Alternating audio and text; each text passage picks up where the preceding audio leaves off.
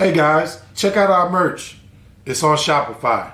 It's DreamChasers, DreamChasers-indie.myshopify.com. DreamChasers-indie.myshopify.com. If you like some of the shirts that you see in some of our videos, check us out today.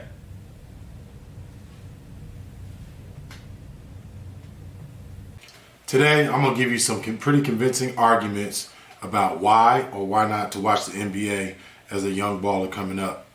Let's get it.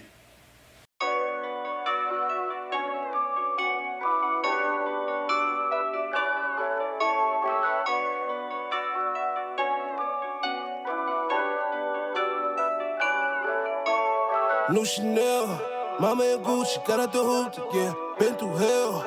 Carry the, life is a movie, yeah, we prevail. Now we do the groupies, don't do the groupies, yeah. Got money for bail, don't act like you know me, knock off your koofy. Flooded the rollie with Ethan, Hurricane Katrina the Beamer. Blowing the money like Freeman, I got a flex on the sleepers. They tryna do me like Caesar, you gotta watch for the creepers. I got that high to see you. All right, today, if you're a young basketball player and you have dreams and aspirations of going to the next level, I'm gonna tell you some reasons that are pretty good on why you should watch the NBA, and I'm gonna tell you some reasons that are not that good to watch the NBA. First thing that I'm gonna say is that these guys are the best players in the world, the absolute best athletes, the best of the best. There's no better league, and I get that. Always in the rearview mirror. Trouble, loose, Chicago's got it! Oh, no! You're kidding! Oh! Picked off, here's Bradley ahead of the field, goes to James, and LeBron with the run first. Slam dunk. Show us something, LeBron, then. Please. First overall, Tim Conley. And what about that block? Zion from the weak side. Hey. That'll get them up on their... One thing these guys do, they understand the game at a really high level. They understand how to pick their spots. Morant with a running start. Elevate! Oh, it dunks! Oh, my goodness! John Morant with elevation! They know how to use the same moves and add counters to it. And then, in addition to that, they can still find a way to get their shots off to win games. One thing that you could take from them and you could take from that clip that you just watched is that these guys have practiced and they understand. These guys can make moves and they can actually make game time decisions on the fly. So that's some of the best basketball that you can watch, obviously. Just seeing that these guys can create and how they create, seeing what's effective for them and how to put that in your game. With that being said, let's talk about some of the bad stuff. There's a lot of different things that we could talk about that's bad about the NBA, but before we do that, rotate. That's his fourth personal foul. I like the fact that, there it is again, go right down inside. Lead inside, though. The fact that, there it is again, go right down inside. Lead inside, though. The fact that, there it is again, go right down inside. Lead inside, though. Noah. Yeah, that's the Lakers right there. First, Valanciunas the ball fake. He's going to move around Chandler. Throw it up and miss. They'll scramble for it. Valanciunas leaves it to Bradley. Wide open in the corner. Cannot give him second and third attempts, and that's what's happening right here. Valanciunas is in very deep. He's challenging LeBron. What is out there? Third. It's been a strength of Houston's having a big that can switch. He baited him. The switch last possession. Into that. He did all he sat on that left hand. Like Harden did 2 step backs. That's a travel. He did. Oh my goodness. That is ridiculous. That's a journey. Jeez. Oh, he ran from Toronto all the way back to Washington, where he's from.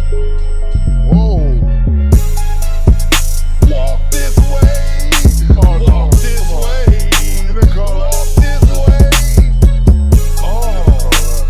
How did the referees miss this? Walk like an Egyptian. Do the Mozgov. Do the Mozgov. Do the Mozzie. Do the Mozzie. Do the Mozzie. Oh my G. Well, get spicy with his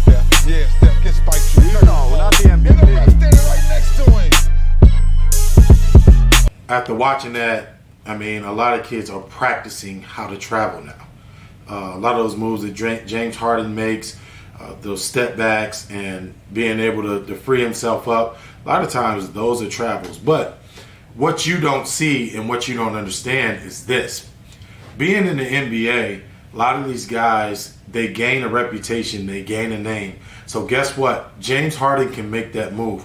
If you're a rookie on any other team and you come in and try to make that move, it's going to be a travel. Just like if you're playing high school basketball or you're going to high school, you're going to college, if you make these moves, they're going to be travels. You cannot do what James Harden does. Another thing, certain players only get certain calls. Go out and play at the high school level or at the college level and throw a shot fake and jump into a guy. You're going to get a referee sometimes that's going to call that an offensive foul. They're not going to give you a foul call, which they would give James Harden. Another thing, there's very little defense in the NBA. Only time they're going to play defense is going to be in the playoffs. A lot of these games are going to 130, 140, and yes, they're entertaining, but a lot of these guys are not playing defense. Lastly, everything is so cool. Now, let me help you understand this. These guys have done this for years and years and years. You're just starting. You can't walk around and be cool. You can't shoot shots and drop your hands. And maybe if you're kind of blessed to be that good so far, it's okay. But it becomes somewhat taunting. Coaches don't like that. High school level, college level, NBA. When you're making millions of dollars, you're LeBron James and you're Steph Curry, you can drop your hands as much as you want because guess what? You paid your dues to get there. That's one of the biggest problems I see with younger athletes. They want to make it look like it's easy because they see their favorite athlete doing that. Well, that's just not real life.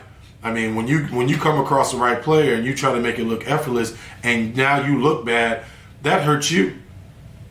What if you had an opportunity to play in front of a college coach and you come out flat because you were trying to look cool, you're trying to look good, you're trying to make it look effortless, and you come out and you don't perform? That might have been the one and only shot that you could have gotten.